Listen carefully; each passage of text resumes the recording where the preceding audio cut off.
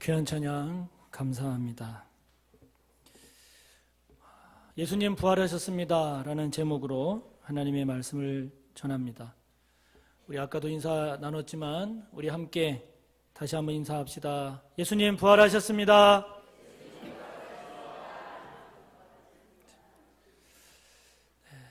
그렇습니다. 좀 전에 영상에서도 나왔듯이 그렇게 십자가를 지신 그 주님이 오늘 새벽에 부활하셨습니다.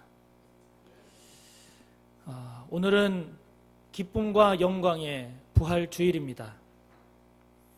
기독교 신앙에서 부활주일은 가장 큰 날입니다.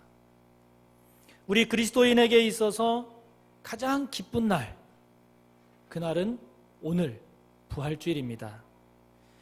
우리 그리스도인에게 가장 영광스러운 날, 죽음과 세상과 죄와 사탄을 이기고 승리의 나팔이 장엄하게 울려 퍼지는 그날은 바로 오늘 부활주일입니다. 창세기로부터 요한계시록 성경 마지막까지, 처음부터 마지막까지를 쭉 압축을 하면 무엇이 될까요? 새벽기도 나오신 분은 아십니다. 창세기로부터 요한계시록까지 쭉 압축하면 뭐가 나올까요? 예수님이 나와요.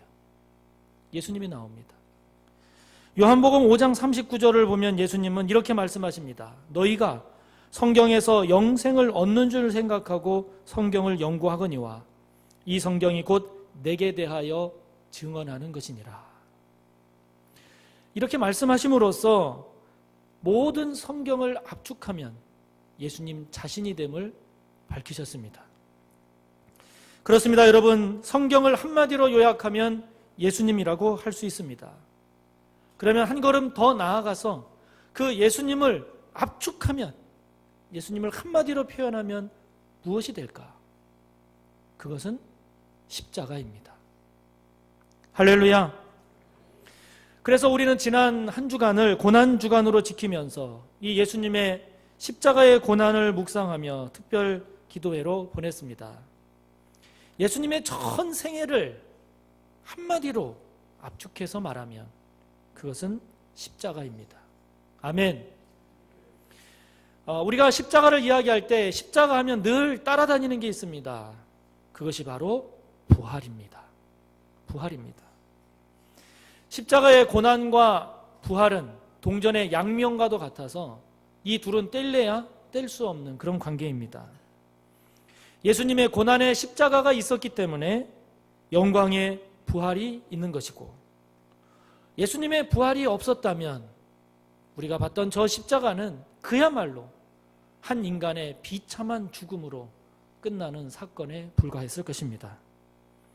그래서 기독교 신앙을 정리하면 기독교 신앙은 예수님을 믿는 것이고, 그 예수님을 믿는다라고 할 때는 예수님이 지신 십자가와 부활을 믿는 것입니다.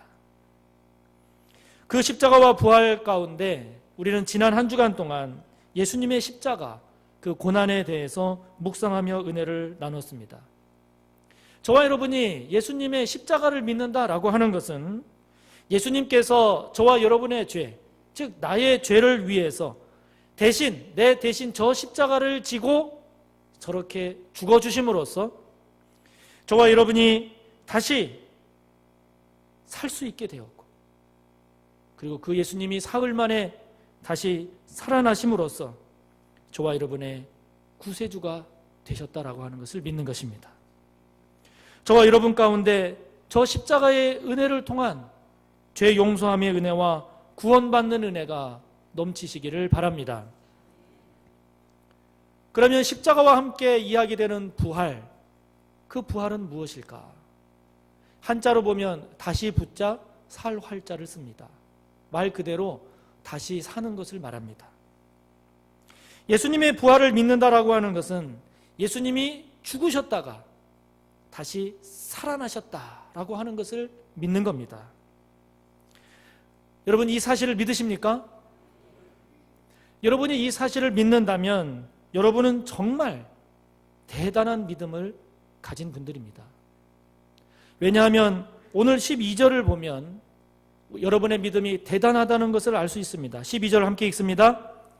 그리스도께서 죽은 자 가운데서 다시 살아나셨다 전파되었거늘 너희 중에서 어떤 사람들은 어찌하여 죽은 자 가운데서 부활이 없다 하느냐. 지금 고린도 교회 안에 예수님의 부활을 부정하거나 의심하는 사람들이 있었다는 것입니다. 이 고린도 전서는 사도 바울이 썼는데 학자들에 따라서 1, 2년 정도의 차이는 있지만 이 고린도 전서가 쓰여진 시기를 주후 53년 내지는 54년으로 보고 있습니다. 다시 말하면 예수님께서 승천하신 지 약 20년 정도밖에 지나지 않은 때입니다. 그래서 이 당시에는 베드로를 비롯한 예수님의 제자들이 대부분 살아있을 때입니다. 그래서 고린도전서 15장 4절부터 8절을 보면 예수님의 부활을 목격한 게바, 즉 베드로를 비롯한 많은 사람들이 아직도 살아있음을 기록하고 있습니다. 그런데 그럼에도 불구하고 오늘 이 본문처럼 사람이 죽은 후에 어떻게 다시 살아날 수가 있느냐, 이런 예수님 부활에 대한 불신과 의심들이 고린도 교회 안에 있었다 하는 것입니다. 그런데 20년도 아니고 200년도 아니고 2000년이 지난 오늘날 그 예수님께서 부활하셨습니다라고 하는 그 사실을 여러분들이 믿는다고 하니 그 믿음이 얼마나 대단한 믿음입니까? 우리는 이렇게 부활을 의심하는 고린도 교회 교인들을 보면서 야, 이 사람들은 어떻게 이렇게 믿음이 없는가 그럴지 모릅니다. 그러나 여러분 한 번만 더 생각을 해보면 이것은 지극히 자연스러운 일입니다. 생각해 보십시오. 사람이 죽었어요. 저렇게 영상에서 보는 것처럼 철저하게 완전하게 죽었어요. 그런데 그 사람이 다시 살아났다. 여러분 이것을 믿는 것이 자연스러운 것입니까? 아니면 어떻게 그런 일이 있을 수 있느냐? 그건 말도 안 되는 소리다. 어느 것이 더 자연스러운 것입니까? 믿지 못한다 하는 것이 자연스럽지 않습니까? 예전에 독일에서 신학을 공부한 목사님 이야기를 들어보니까 독일 교수님과 신학생들이 그 목사님을 보고 당신은 아직도 부활을 믿는가? 그렇게 이야기를 하더랍니다. 참 한심하고 순진하다는 듯이 아직도 당신은 부활을 믿는가? 여러분 그만큼 이 부활이라고 하는 것은 기독교 신앙의 핵심이면서도 난 크리스찬들은 물론이고 기독교인들로부터도 많은 의심과 도전을 받고 있는 내용입니다. 더구나 오늘날과 같이 과학이 고도로 발달하고 그로 인한 과학적 지식이 쌓여가면서 눈으로 보고 손으로 만져지고 내 경험과 논리로 검증되지 않는 것을 믿는 것이 점점 어리석게 보여지는 이런 시대에는 더더욱 그렇습니다. 우리가 예수님이 죽었다가 다시 살아나셨습니다라고 하는 이 부활을 믿는다라고 할 때에 그것은 무엇을 말하는 것일까요? 그것은 이 부활이 사실입니다라고 하는 것을 믿는 겁니다. 저와 여러분이 부활을 믿는다라고 하는 것은 이 부활이 관념이 아니고 지어낸 이야기가 아니라 실제로 예수님이 저렇게 죽으셨다가 실제로 살아나셨습니다. 그 사실을 믿는 것입니다. 우리 인간의 지금까지의 지식과 경험으로 볼 때 죽은 사람이 다시 살아난다라고 하는 것은 믿을 수 없는, 믿겨지지 않는 일입니다. 이것은 예수님의 제자인 도마조차도 의심했던, 믿지 않았던 내용입니다. 요한복음 20장 25절을 보면 도마가 이렇게 말합니다.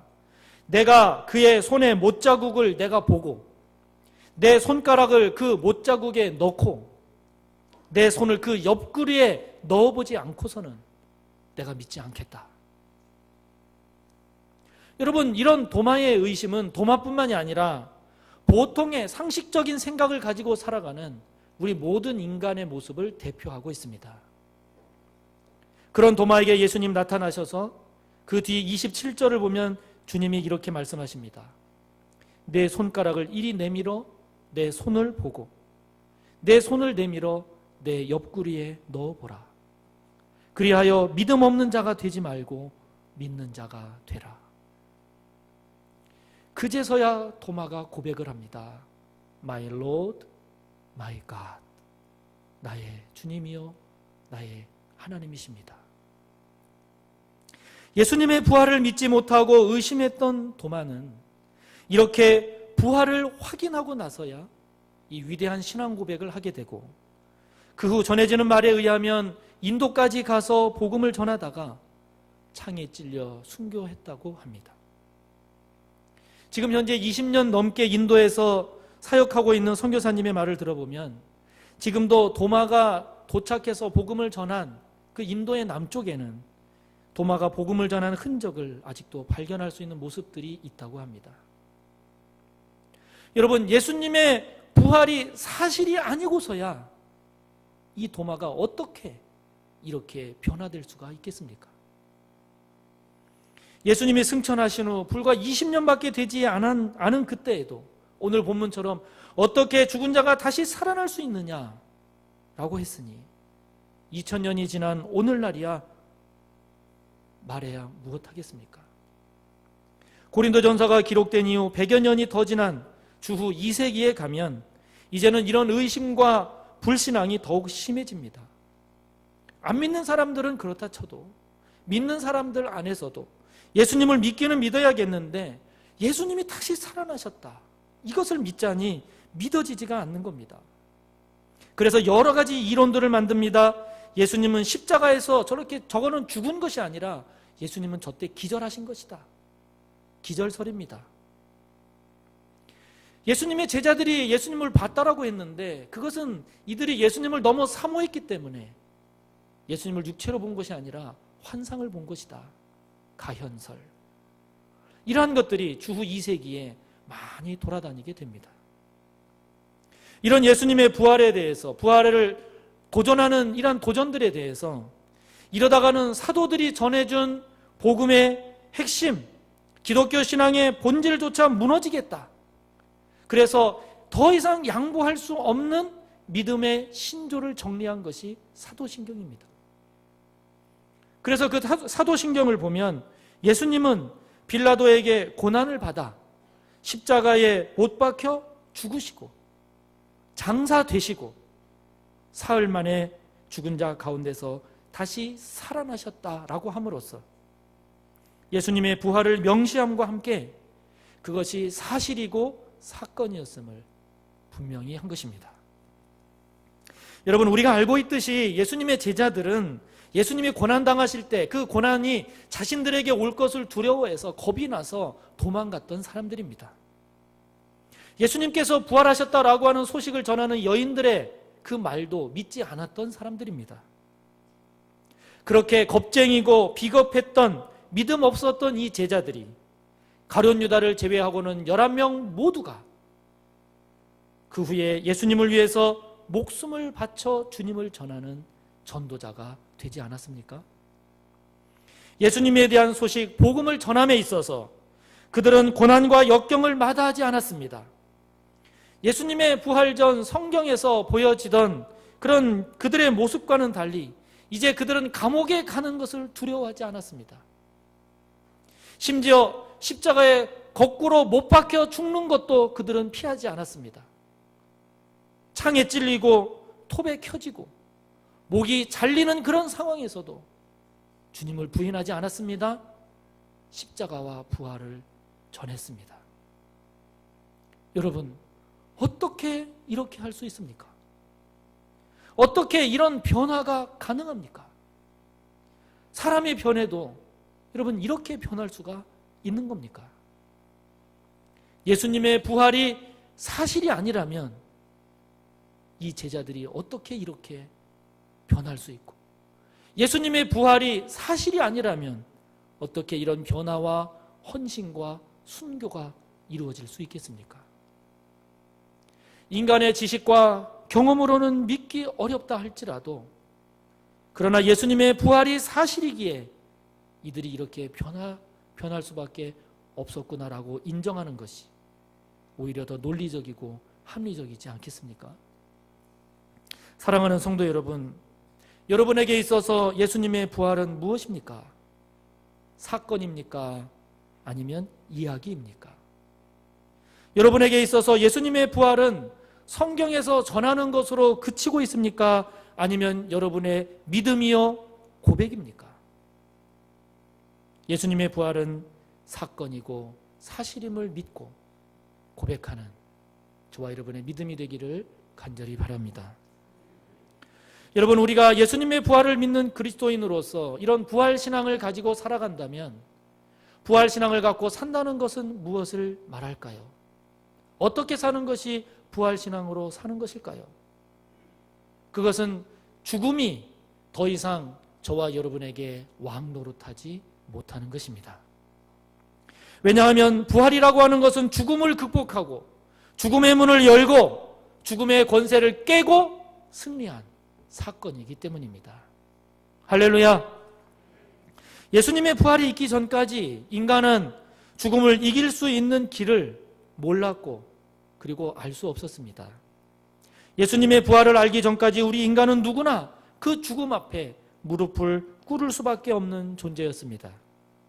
예수님의 부활을 믿을 때야 비로소 우리는 죽음의 두려움을 극복하고 죽음이 왕노릇하지 않는 부활로 인한 소망과 영원한 믿음을 가질 수 있게 되었습니다. 믿습니까? 우리 인간에게 가장 큰 적이 뭘까? 죽음입니다. 죽음은 우리 인간에게 가장 큰 두려움입니다. 새벽 시간에도 말씀드렸지만 여러분, 우리가 이 굶주림이 두려운 것은 굶주림 자체가 두려운 것이 아니라 그렇게 굶다가는 죽겠다라고 하는 죽음에 대한 두려움 때문에 두려운 겁니다. 우리에게 질병이 두려운 것은 질병 그 자체가 두려운 것이 아니라 이러다가 죽겠다라고 하는 죽음에 대한 두려움이 질병을 두려워하게 하는 것 아닙니까?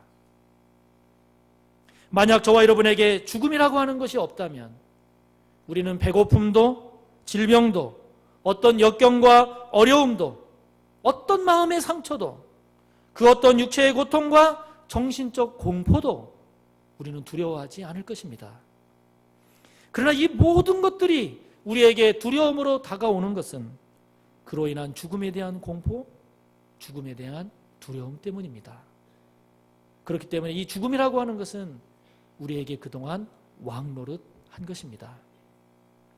새벽 기도 때도 고백했듯이 30대 때 저에게는 이 죽음에 대한 두려움과 공포가, 그래서 허무가 참 많았어요. 그때 저에게 죽음이라고 하는 것은 저의 모든 것을 다 삼켜버리는 그런 것으로 이해가 되었습니다. 끝도 없이 떨어지는 깊고 깊은 어두운 수렁, 성경에 나오는 말 그대로 바닥이 없는 무저갱이, 바로 저의 죽음에 대한 이해였습니다. 저에게 있어서 삶이라고 하는 것은 깊고도 큰 호수 위에 살짝 얼어붙은 살얼음 위에 서 있는 것 같은 것이어서 세상을 산다는 것이 불안하고 두렵고 허무했습니다.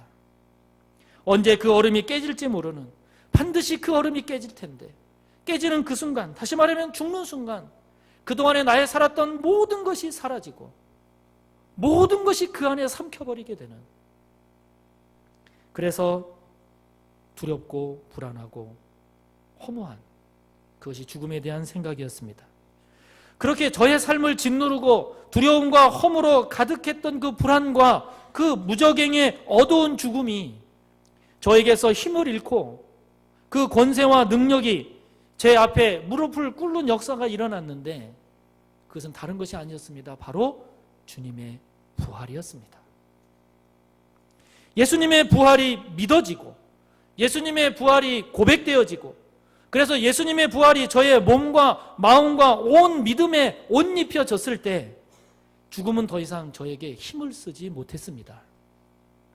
죽음으로 인한 두려움의 그림자, 어둠의 그림자는 사라지고 내 속에 하나님의 영, 부활의 영, 성령이 계심으로 이 성령이 나를 살리니까 내가 죽음은 인정하지만 그러나 죽음이 더 이상 내 안에서 왕노릇할 수가 없었다 하는 것입니다.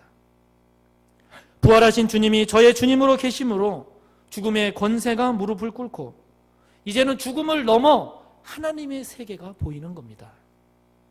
어두운 죽음의 권세를 넘어 주님의 찬란한 영광이, 죽음의 암흑의 시간을 지나 영원회로의 희망과 빛의 시간이 보이는 것이었습니다. 살얼음판의 얼음이 깨지고 깜깜한 어둠 속으로 떨어질 것 같은 불안과 두려움과 허무는 사라지고 평안이 솟아나고 기쁨이 샘솟고 감사가 일어났습니다.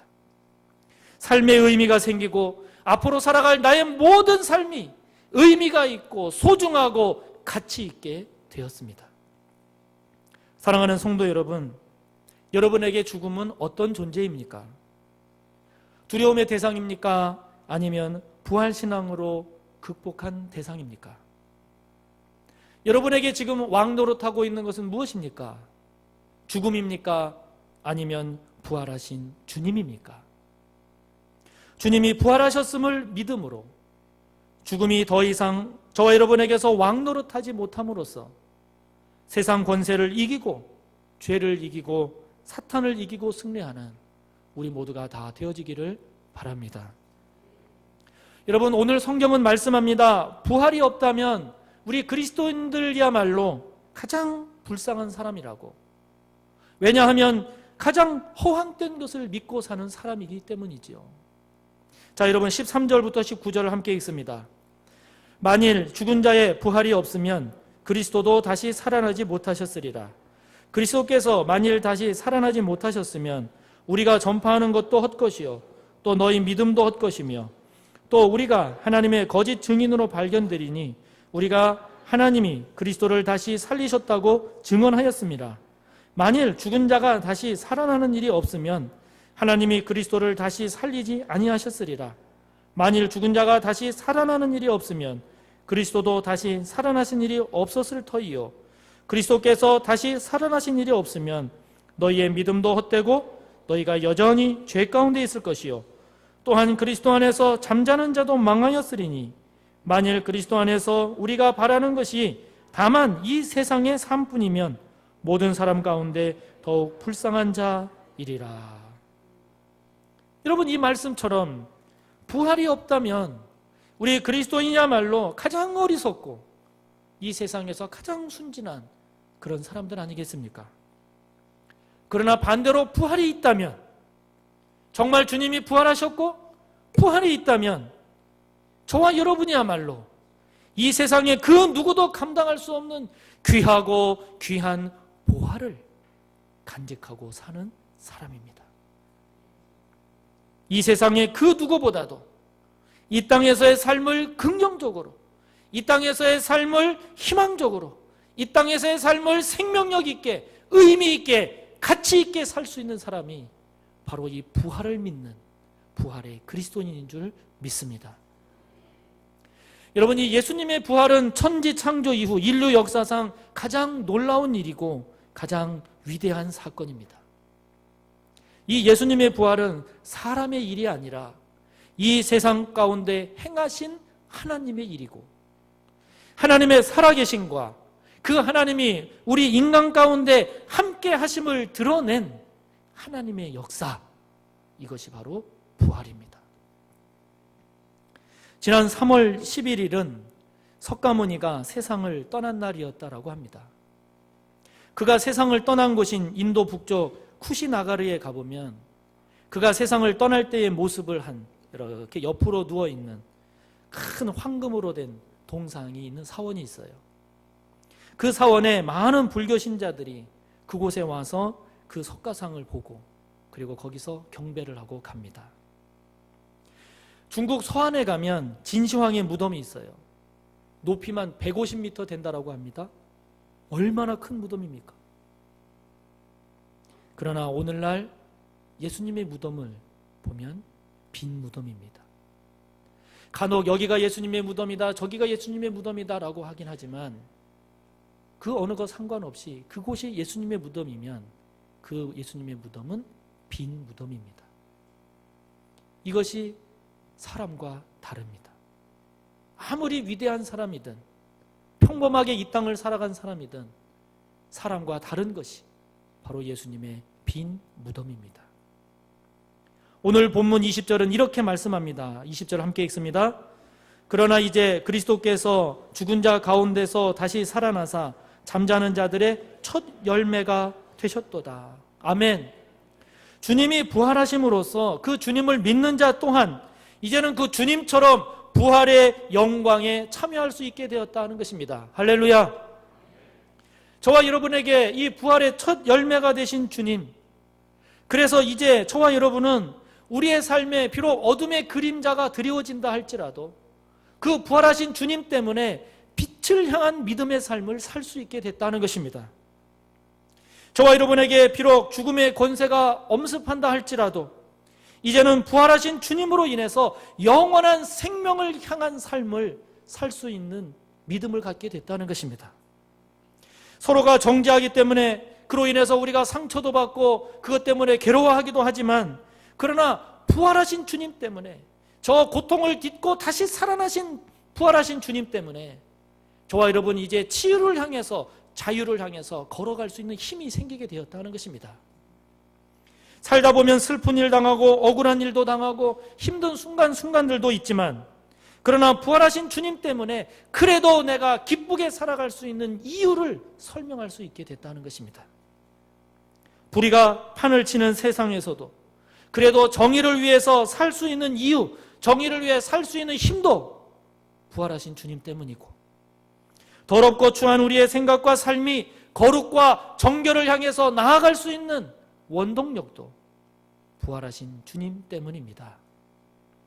우리는 때로 누가 내 원통함을 알아주고 누가 이 허무의 늪에서 나를 건져낼까, 구해낼까 하지만, 그러나 여러분, 이제 무덤에서 생명으로, 어둠의 권세에서 우리를 사랑의 나라로 옮겨주신 그 주님이, 부활하신 그 주님이 어제도 오늘도 내일도 영원토록 우리와 함께 계십니다.